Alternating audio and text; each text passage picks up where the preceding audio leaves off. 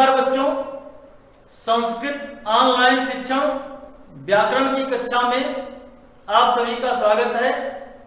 मैं राकेश चंद्र शुक्ल, सहायक अध्यापक, राजा शारदा महेश इंटर कॉलेज, आज आप लोगों के समक्ष विसर्ग संधि के हसिच सूत्र के बारे में विस्तार से चर्चा करने के लिए उपस्थित हुआ हूं। इसके पहले आप लोगों ने संधि क्या है, संधि के कितने प्रकार हैं, इसके बारे में पढ़ा होगा। तो संक्षिप्त में हम पुनरावृत्ति कर लेते हैं कि वर्णों के मेल को संधि कहते हैं, या जहां पर वर्णों का वर्णों से मेल होता है उसे हम संधि कहते हैं। संधि के तीन प्रकार हैं, स्वर संधि, व्यंजन संधि और विसर्ग संधि। जिस शब्दों के अंदर या जिन वर्णों के अंदर स्वरों का स्वरों में मेल दर्शाया जाए उसे स्वर संधि कहा जाता है। जैसे रमा धन ईसा में आ और ई का मेल होकर ए बना तो रमेशा शब्द बन गया। उसी प्रकार से व्यंजन संधि में व्यंजनों का व्यंजनों से मेल दिखाया जाता है। जैसे जगदीशा में विग्रह होगा जगत धन ईसा, त के स्थान पर द आदेश हुआ और जगदीशा यह शब्द बना। तो उसी प्रकार से विसर्ग संधि के अंतर्गत विसर्गों के स्थान पर किसी प्रकार का आदेश या परिवर्तन किया जाता है। तो विसर्गों के स्थान पर किया गया आदेश और परिवर्तन विसर्ग संधि के अंतर्गत आता है। आज हम विशेष रूप से विसर्ग संधि के हसिच इस सूत्र के बारे में चर्चा करेंगे। हसिच क्या है? एक सूत्र है और यहां हस से तात्पर्य है प्रत्याहार। हस क्या है? प्रत्याहार है। हस प्रत्याहार के अंतर्गत क्या क्या आता है? हैवर्त से हम शुरू करेंगे जब माहेश्वर सूत्र में, तो क्या क्या आ जाएगा? ह य व र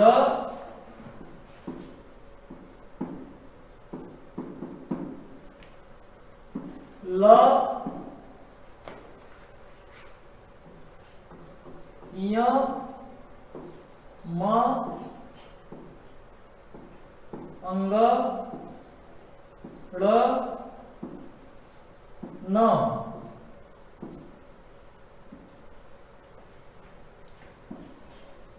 झ भ ई। आगे इसी के बढ़ेंगे तो घ ढ ध, फिर ज ब ग ड द, फिर आ गया स। माने इसमें क्या आया? सभी वर्गों के 5 वर्ग होते हैं, तो पांचों वर्गों के कौन कौन से वर्ण आए? पंचम वर्ण आए, चतुर्थ वर्ण आए और तृतीय वर्ण आए और अंतस्थ वर्ण आया। क्या क्या आया? सभी वर्गों के तृतीय, चतुर्थ, पंचम वर्ण और अंतस्थ वर्ण ये हस प्रत्याहार के अंतर्गत आते हैं। सूत्र हमारा क्या कहता है कि अगर ये हस प्रत्याहार के वर्ण, नीचे लिखा गया है कि अगर ये हस प्रत्याहार के वर्ण किसके बाद? ह्रस्व स्वर के बाद। ह्रस्व स्वर माने छोटा अ के बाद क्या आए? हस प्रत्याहार का कोई वर्ण आए तो क्या होगा? हस प्रत्याहार के स्थान पर हस प्रत्याहार का जो स है, र है या उ है,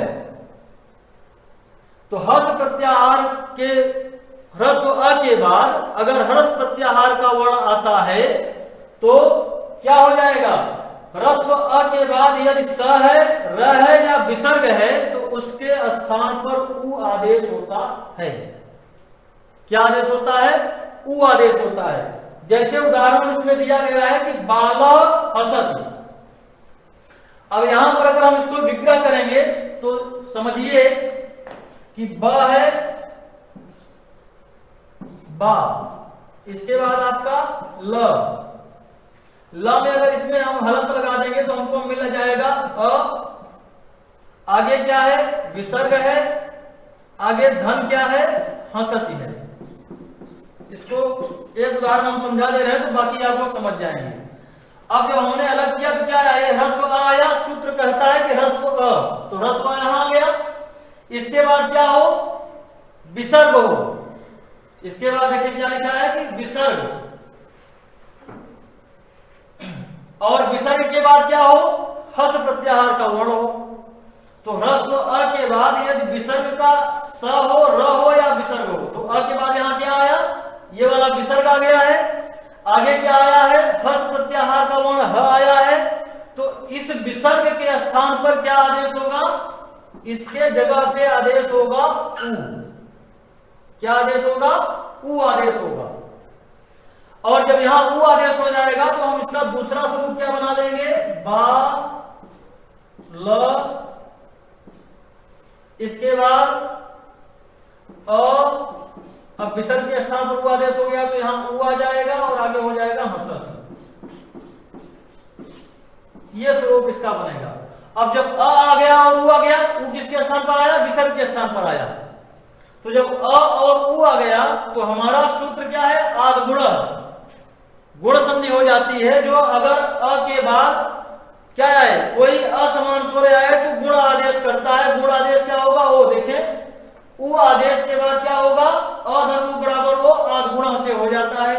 तो अधर्म बराबर यहां क्या हो जाएगा, ओ हो जाएगा, ओ। और जब हम इसको मिलाएंगे तो क्या बनेगा, बा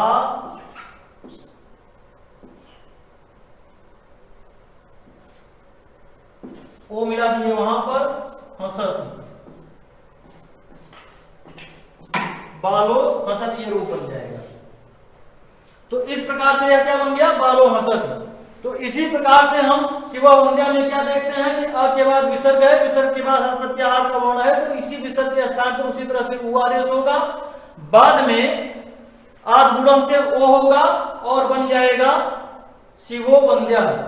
रामावदति में भी यही प्रक्रिया लागू होगी। तो हस का मतलब समझ में आ गया। एक बार फिर से दोहराते हैं, हस क्या है, प्रत्याहार है। इसके अंतर्गत क्या क्या आता है, सभी वर्गों के तृतीय चतुर्थ पंचम वर्ण तीनों स और ह।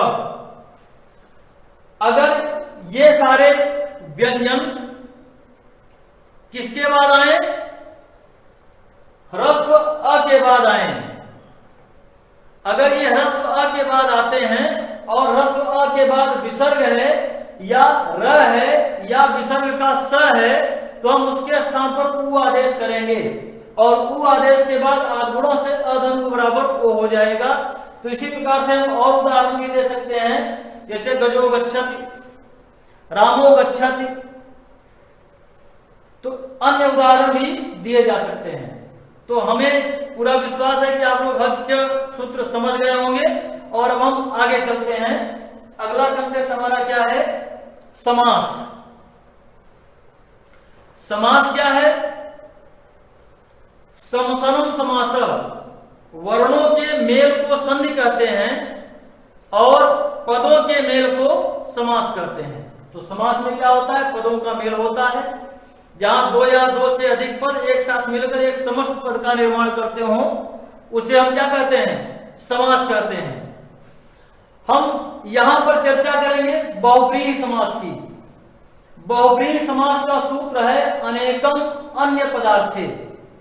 अनेकम का मतलब होता है कि दो या दो से अधिक, दो या दो से अधिक पद किसी अन्य पदार्थ के विशेषण हो जाए। बहुव्रीहि समास में क्या होता है कि दो या दो से अधिक पद जो आपस में विशेषण विशेष्य भी हो सकते हैं, लेकिन ये दोनों पद क्या हो, किसी अन्य पदार्थ के विशेषण हो जाएं, तो उसे समस्त पद में बहुव्रीहि समास होगा। इसका एक और सूत्र है, प्रायेण अन्य पदार्थ प्रधानों बहुव्रीहि। प्राय, प्राय माने अक्सर, जिन समस्त पदों में अन्य पद प्रधान होता है, माने जो आने वाले एक या दो या तीन पद हैं, उन दोनों पदों में से कोई प्रधान नहीं होता, बल्कि दोनों पद मिलकर किसी तीसरे की प्रधानता को व्यक्त करते हैं, तो उसे हम क्या कहते हैं, बहुव्रीहि समास करते हैं। परिभाषा आप लोग पढ़िए, क्या लिखा है, हमने लिखवाया कि जब दो या दो से अधिक समस्त पद किसी अन्य पद के विशेषण बन जाए।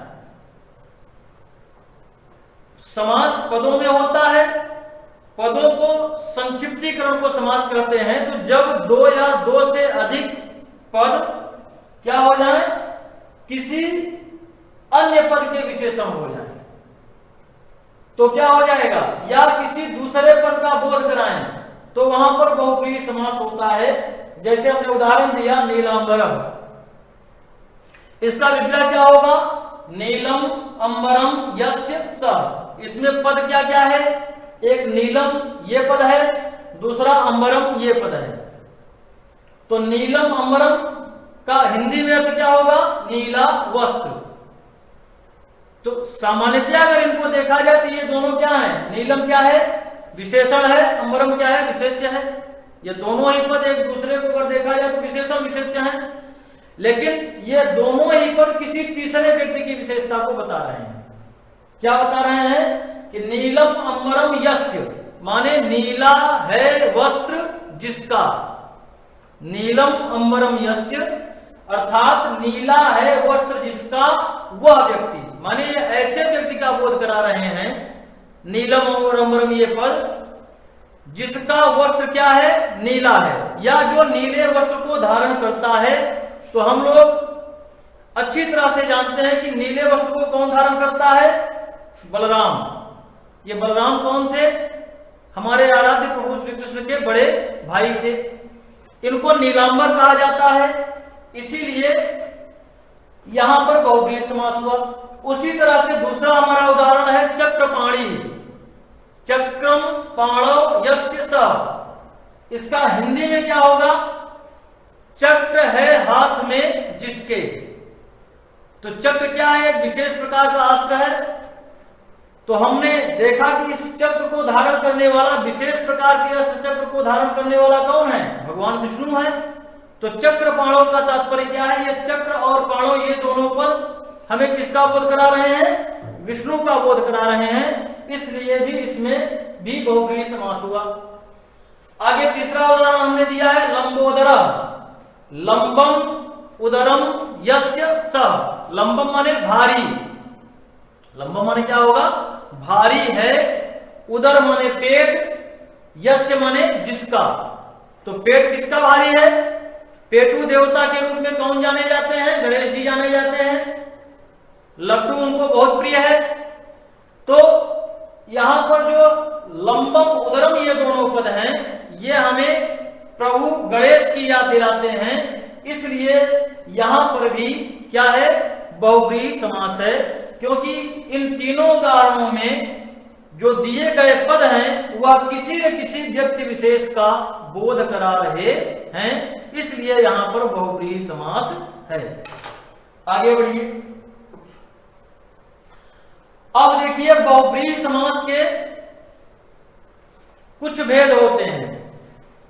यहां पर मिसप्रिंट हो गया है, आपके कोर्स में बहुव्रीहि समास के 4 भेद हैं। पहला है व्यधिकरण बहुव्रीहि, तो एक एक करके हम समझते हैं।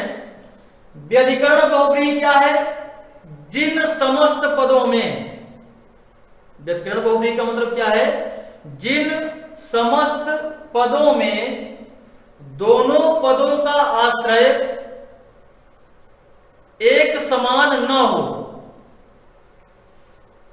तो हम प्रायः जब समस्त पदों का विग्रह करते हैं तो उसमें किसका प्रयोग करते हैं, विभक्तियों का प्रयोग करते हैं। तो कहने का तात्पर्य है कि जिन समस्त पदों में की दोनों विभक्तियां एक समान न हो, अर्थात पहला पद अगर प्रथमा में है तो द्वितीय पद षष्ठी अथवा सप्तमी में हो, तो ऐसे विग्रह वाले जो समस्त पद हैं उन समस्त पदों को व्यधिकरण बहुब्रीहि समास कहा जाता है। जिन समस्त पदों में विग्रह करते समय दोनों पदों का आश्रय एक समान विभक्तियां न हो, माने दो पद हो तो दोनों के विग्रह में प्रयोग की गई विभक्तियां अलग अलग हो। पहले पद में तो प्रायः प्रथमा विभक्ति ही रहती है और दूसरे पद में षष्ठी अथवा सप्तमी विभक्ति का प्रयोग किया जाता है। तो ऐसे विग्रह वाले जितने भी समस्त पद होंगे उनको हम व्यधिकरण बहुब्रीहि समास के अंतर्गत रखते हैं। उदाहरण के लिए देखिए, चंद्रशेखर, इसमें क्या है, विग्रह इसका है चंद्रशेखरे यस्य सः। तो चंद्र क्या है, प्रथमा विभक्ति में है, शेखरे कहां है, सप्तमी विभक्ति में है। इनमें दो पद हैं, पहला पद चंद्र है, दूसरा पद शेखरे है। तो पहला पद प्रथमा विभक्ति में है, दूसरा पद सप्तमी विभक्ति में है और ये दोनों पद भगवान शिव के विशेषण हैं, क्योंकि अपने मस्तक पर चंद्रमा को कौन धारण करता है, शिव जी धारण करते हैं। इसलिए चंद्रशेखरे यस्य सः यह व्यधिकरण बहुब्रीहि समास का उदाहरण है। नीचे हमने इसको समझाया भी है, आगे चलिए। दूसरा जो है समानाधिकरण बहुब्रीहि समास है। समानाधिकरण बहुब्रीहि समास का तात्पर्य यह है कि जिन समस्त पदों में विग्रह पद का आश्रय एक ही विभक्ति हो, जिन समस्त पदों में विग्रह पदों का आश्रय क्या हो, एक ही विभक्ति हो, उनको हम समानाधिकरण तत्पुरुष समास कहते हैं। समान अधिकरण का मतलब होता है कि एक समान आश्रय। तो हमने पहले भी बताया कि हम समास का विग्रह करते समय प्रायः विभक्तियों का प्रयोग करते हैं। तो जिन समस्त पदों में पदों का विग्रह एक ही विभक्ति में किया जाए उसे हम समानाधिकरण तत्पुरुष समास कहेंगे या कहा जाता है। उदाहरण के लिए जैसे पीतांबर है, यहां पर लिखा गया है पीतांबर, इसका विग्रह होगा पीतम अंबरम यस्य सः। पीला है वस्त्र जिसका, इसकी हिंदी क्या होगी, पीला है वस्त्र जिसका। तो यहां पर पीतम है, अंबरम है, ये दोनों क्या है, प्रथमा विभक्ति में है। दो पद हैं, पहला पद पीतम है, दूसरा पद अंबरम है, दोनों प्रथमा विभक्ति में हैं और ये दोनों किसके विशेषण हैं, कृष्ण के विशेषण हैं। लेकिन विग्रह पदों का आश्रय एक ही विभक्ति प्रथमा विभक्ति है, इसलिए इसमें समानाधिकरण तत्पुरुष समास होगा, सॉरी बहुब्रीहि समास होगा, समानाधिकरण बहुब्रीहि समास होगा। इसके बाद समानाधिकरण बहुब्रीहि के भी 6 भेद हैं। कितने भेद हैं, 6 भेद। समानाधिकरण बहुब्रीहि के 6 भेद हैं। पहला है द्वितीय समानाधिकरण बहुब्रीहि। अब एक चीज और यहां पर जान लेना आवश्यक है कि समानाधिकरण बहुब्रीहि का विग्रह करते समय हमको उनका हिंदी अर्थ, उसकी जो हिंदी करते हैं वह हिंदी हमको अच्छी तरह से आनी चाहिए। उसकी जो हम हिंदी निकालें, माने जो संस्कृत वाक्य होगा उस संस्कृत वाक्य का हमें हिंदी अर्थ कारक चिन्ह के अनुसार सही ढंग से आना चाहिए। अगर हम उसका सही ढंग से अभ्यास करेंगे या सही ढंग से उसका हिंदी अनुवाद करेंगे तभी जाकर हम इसका सही विग्रह कर पाएंगे और सीख पाएंगे। जैसे आरूढ़ बानर यह शब्द आया, तो आरूढ़ माने क्या होता है, चढ़ना, बानर माने बंदर। तो हम ये हमारे ऊपर है कि हम बंदर को कहां चढ़ाएंगे। बंदर माने कहीं न कहीं उसको चढ़ना है, तो इसका विग्रह क्या होगा, इसका हिंदी अर्थ ये निकलेगा कि ऐसी कोई वस्तु है जिस पर बंदर क्या है, चढ़ा हुआ है। बंदर क्या है, उस पर चढ़ा हुआ है। आरूढ़ बानरा का मतलब यही है, बंदर चढ़ा हुआ है। इसका हिंदी अर्थ यही निकल रहा है, आरूढ़ माने चढ़ना, बानरा माने बंदर। तो आरूढ़ बानर यम, यम माने जिस पर बंदर क्या है, चढ़ा हुआ है, ऐसी कोई वस्तु है। तो प्रायः हम ये जानते हैं कि बंदर कहां पर निवास करते हैं, वृक्षों पर निवास करते हैं। इसलिए हमने यह समझ लिया कि यह जो बंदर है यह तीसरे पद वृक्ष का बोध करा रहा है। तो इसलिए यहां पर क्या हो गया, आरूढ़ बानर, ये दोनों क्या है, द्वितीय तत्पुरुष में है, इनका अधिकरण एक है। इनका अधिकरण क्या है, प्रथमा विभक्ति ही है, लेकिन यम यह क्या है, द्वितीय विभक्ति में है। यह जो ये यम यो याम इसका रूप चलता है, तो यम क्या है, द्वितीय विभक्ति में है। इसलिए क्योंकि जिसका यह बोध करा रहा है वह व्यक्ति क्या है, द्वितीय विभक्ति में है, इसलिए यह द्वितीय समानाधिकरण बहुब्रीहि समास हुआ। आगे चलिए, तृतीय समानाधिकरण बहुब्रीहि, इसका उदाहरण हमने दिया है दत्त चित्त। दत्त चित्त, इसका हिंदी अर्थ क्या होगा, दत्त माने लगाया है, चित्त जिसमें, तो दत्तम चित्तम येन, दत्तम चित्तम में प्रथमा है, येन क्या है, तृतीय विभक्ति में है, ये यम यो यान येन। तो जी ऐसा शिष्य जिसने अपने मन को लगा दिया है, तो दत्तम चित्तम येन स शिष्य, तो ये यहाँ पर प्रयोग आया है तृतीय विभक्ति में, इसलिए यह तृतीय समानाधिकरण बहुब्रीहि समास हुआ। आगे है चतुर्थी समानाधिकरण बहुब्रीहि। चतुर्थी समानाधिकरण बहुब्रीहि में उदाहरण हमने दिया दत्त धन, धन दे दिया गया। तो किसको दे दिया गया, किसी के लिए दिया गया होगा, तो इसका विग्रह होगा दत्तम धनम यस्मै, माने जिसके लिए धन दे दिया गया, तो वह कौन होगा, ब्राह्मण। तो ब्राह्मण के लिए धन दे दिया गया, तो यहाँ यस्मै का बोध करा रहा है, यह चतुर्थी विभक्ति में है, इसलिए यहां पर चतुर्थी समानाधिकरण बहुब्रीहि समास हुआ। पंचमी प्रायः अलग होने के अर्थ में आप सभी लोग जानते हैं। तो निर्धना, निर्धन क्यों होता है, जिसका धन समाप्त हो गया हो उसे हम क्या कहते हैं, निर्धन कहते हैं, वह कोई भी हो सकता है। तो विग्रह इसका क्या हुआ, निर्गतम धनम यस्मात्, जिससे धन क्या हो, निकल गया हो, तो वह क्या है, पुरुष है, इसलिए वह क्या हो गया, निर्धन हो गया। षष्ठी क्या है, षष्ठी समानाधिकरण तत्पुरुष में उदाहरण है लंबा कर्ण, लंबो कर्णो यस्य स, तो लंबो कर्णो ये दोनों क्या है, प्रथमा विभक्ति दो वचन का उदाहरण है, यस्य षष्ठी का है, इसलिए यहां पर षष्ठी समानाधिकरण बहुब्रीहि हुआ।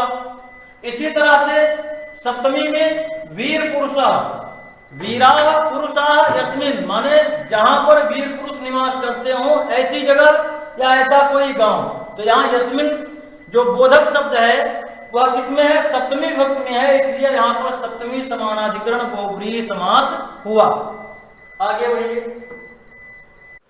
तुल्य योग बहुब्रीहि समास। इसमें एक सूत्र है तेन सहेत तुल्य योगे, माने जहां पर स के अर्थ में प्रयुक्त किया जाए। कुछ ऐसे समस्त पद हैं जिनमें स का प्रयोग है, स उपसर्ग या अव्यय का प्रयोग है, उस स का अर्थ स के साथ लिया जाता है, स माने साथ। जैसे नीचे उदाहरण है, तो साथ के अर्थ में भी जिन समस्त पदों का हम प्रयोग करते हैं उसे भी हम बहुब्रीहि समास के अंतर्गत रखते हैं और उसको तुल्य योग बहुब्रीहि कहते हैं।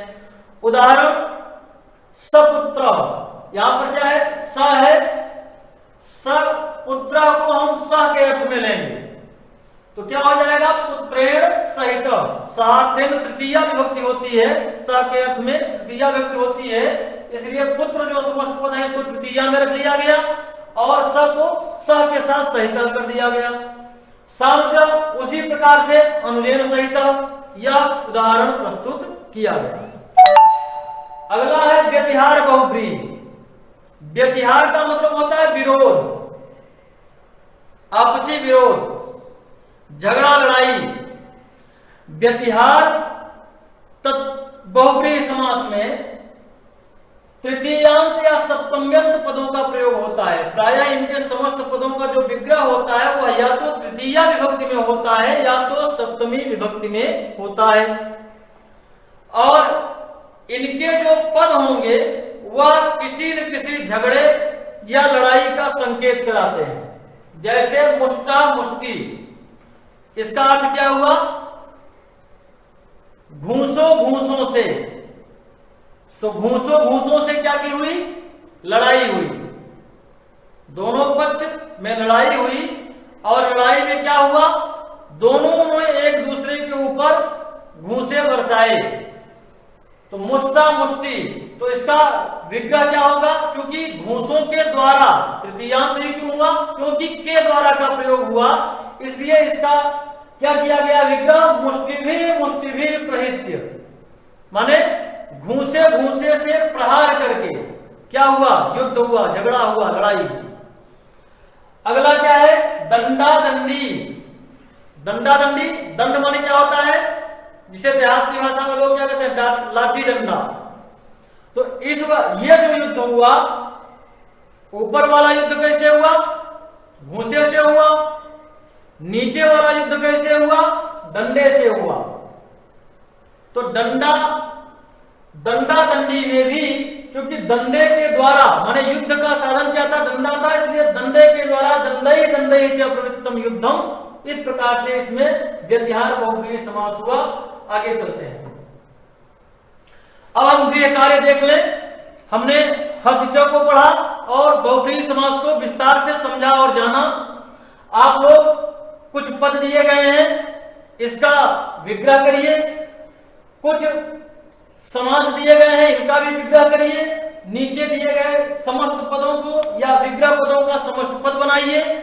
और भी समास पर आधारित, बहुव्रीहि समास पर आधारित आपके पुस्तक में जितने भी अभ्यास दिए गए हैं उसको करिए। इसी के साथ हम आज की ऑनलाइन क्लास को समाप्त करते हैं।